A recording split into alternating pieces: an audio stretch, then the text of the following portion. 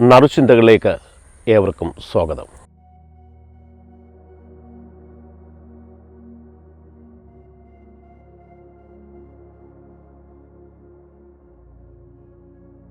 നമ്മുടെ ഇന്നത്തെ ചിന്താവിഷയം മനുഷ്യനിൽ സർവ്വസാധാരണമായി കണ്ടുവരുന്ന ഒരു സ്വഭാവ വൈകല്യമാണ് അസൂയ എന്നുള്ളത്. എനിക്കും നിങ്ങൾക്കും എല്ലാവർക്കുമുണ്ട് ഈ സ്വഭാവം, അസൂയ. മറ്റൊരുവൻ്റെ ഉയർച്ചയെ അംഗീകരിക്കുവാൻ സാധിക്കാതെ വരുന്ന ഒരു അവസ്ഥാവിശേഷത. മറ്റുള്ളവനുമായിട്ടുള്ള കമ്പയറിങ്ങിലാണ് ഈ അസൂയ സ്വാഭാവികമായിട്ട് കടന്നു വരുന്നത്. അവനതൊക്കെ ഉണ്ട്, എനിക്കതില്ല. അവന് നിറമുണ്ട്, എനിക്ക് നിറമില്ല. അവന് ഉയരമുണ്ട്, എനിക്ക് ഉയരം കുറവാണ്.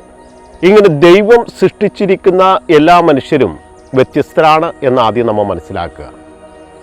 എന്നാൽ കഴിവുകൾ ഇല്ലാത്തവരായിട്ട് ആരെയും ദൈവം ഈ ഭൂമിയിലേക്ക് പറഞ്ഞു വിട്ടിട്ടില്ല.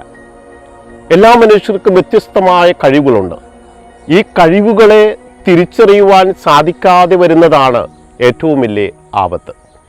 അതുകൊണ്ടാണ് പലപ്പോഴും കമ്പയർ ചെയ്യുമ്പോൾ നമുക്ക് സ്വാഭാവികമായിട്ട് അവനെ ഉൾക്കൊള്ളുവാൻ സാധിക്കാതെ വരികയും അവൻ്റെ ഉയർച്ചയിൽ അവനോടൊപ്പം അവനെ സ്നേഹത്തോടുകൂടെ ഒന്ന് നോക്കുവാനോ, നീ നല്ലതാണെന്ന് പറയുവാനോ, നല്ല മനോഹരമായിരിക്കുന്നു എന്ന് പറയുവാനോ, നിൻ്റെ ഐഡിയ കൊള്ളാമെന്ന് പറയാനോ, കൊള്ളാമെന്നുള്ള ആ നല്ലൊരു പോസിറ്റീവായിട്ടുള്ളൊരു വാക്ക് നമ്മളിൽ നിന്നും ഉണ്ടാകാറില്ല.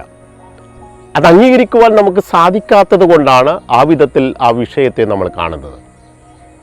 നമ്മളൊക്കെ പാടാറുണ്ട്, എല്ലാവർക്കും പാടാൻ കഴിവുണ്ട്. പക്ഷേ ഒരിക്കലും യേശുദാസിനെ പോലെ പാടുവാൻ നമുക്ക് സാധിക്കില്ല. കാരണം ഗാനഗന്ധർവനായ യേശുദാസ് ലോകമറിയപ്പെടുന്ന ഒരു ഗായകനാണ്. അദ്ദേഹത്തോടൊപ്പം നമുക്ക് പാടുവാൻ സാധിക്കില്ല. കാരണം അദ്ദേഹത്തെ ആ വിധത്തിൽ ദൈവം സൃഷ്ടിച്ചിരിക്കുകയാണ്. എന്നെയും നിങ്ങളെയുമൊക്കെ വ്യത്യസ്ത സ്വഭാവത്തോടു കൂടിയാണ് ദൈവം സൃഷ്ടിച്ചിരിക്കുന്നത്. ഈ വ്യത്യസ്തത നമ്മൾ ഉൾക്കൊണ്ടുകൊണ്ട് മറ്റൊരുവൻ്റെ ഉയർച്ചയിൽ അവനോടൊപ്പം നമുക്ക് സഹകരിക്കുവാൻ, അവനൊരു പ്രചോദനമായി തീരുവാൻ നമുക്ക് സാധിച്ചാൽ സമൂഹത്തിൽ ഈ അസൂയ എന്ന വിപത്തിനെ നമുക്ക് മാറ്റുവാൻ സാധിക്കും. അസൂയ മൂത്ത് പകയായി മാറും. പക മൂത്താൽ അത് കൊലപാതകത്തിലാണ് അവസാനിക്കുക. കായേലും ആബേലിൻ്റെയും കഥയിലൊക്കെ അതാണ് കാണുന്നത്. ദൈവദൃഷ്ടിയിൽ അതിമനോഹരമായത് സമർപ്പിച്ച ആബേലിനെ ദൈവം സ്വീകരിച്ചു. കായേലാകട്ടെ തൻ്റെ മിച്ചം വന്നത് ദൈവസന്നിധിയിൽ സമർപ്പിച്ചു. അപ്പോൾ ഉത്കൃഷ്ടമായത് സമർപ്പിച്ച കായേലും ആബേലും തമ്മിലുള്ള വ്യത്യസ്തത ദൈവം കായേലിനോട് പറഞ്ഞു കൊടുക്കുന്നുണ്ട്. ആബേലിൻ്റെ ബലിയിൽ സംപ്രീതനായി ദൈവം കായേലിൻ്റെ ബലിയിൽ സംപ്രീതനാകുന്നില്ല.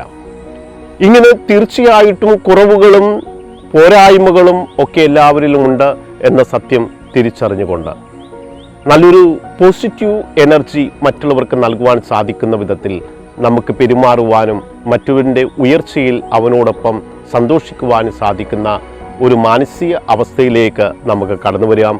ഈ അസൂയ എന്ന വലിയൊരു വിപത്താണ്. ആ വിപത്തിനെ നമുക്ക് തുടച്ചു നീക്കുവാനായിട്ട് ഒരുമിച്ച് പ്രവർത്തിക്കാം.